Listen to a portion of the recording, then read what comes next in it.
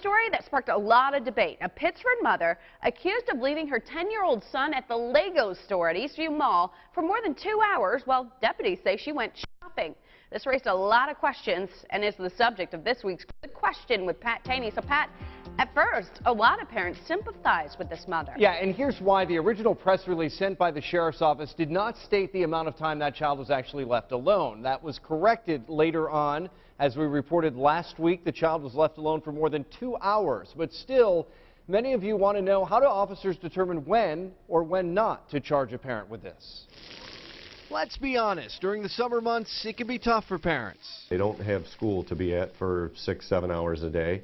That can put a burden on some parents, and we understand that. When it comes to children being left alone, whether at home or at a store, what designates them as being, quote, endangered? Lieutenant Dave Srencione with the Ontario County Sheriff's Department says it's a case-by-case basis. I'd say when you're under the age of, say, 16, I'd say 2 hours is a little too long to be leaving a child unattended in a store or any given location without a parent checking in on them. But that doesn't mean you're a bad mom or dad if you do, or that you'll be arrested. There may be a 11 or 12-year-old who's completely comfortable with that scenario. There may be a 13-year-old who's not. I think it depends on their life experiences and the way that they're being raised.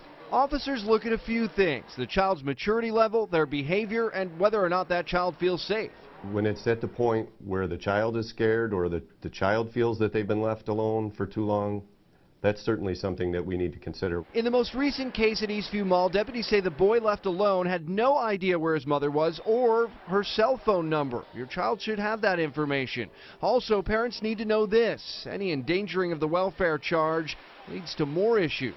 Child Protective Services. Law enforcement were mandated reporters, so if we even have reasonable cause to suspect that maltreatment is an issue, even if it's an isolated incident, the officers are mandated to call. Whether or not the hotline picks up on that, that's up to CPS. And CPS was called in this case at Eastview Mall. I reached out to the State Office of Children and Family Services. A spokesperson said the agency will not comment on any case they may or may not be investigating. Also made repeated attempts to reach the mother involved in this, who was charged at Eastview. She did not get back to me. If you have a question you'd like me to answer, I'd like to hear from you. Send me an email, goodquestion@whec.com.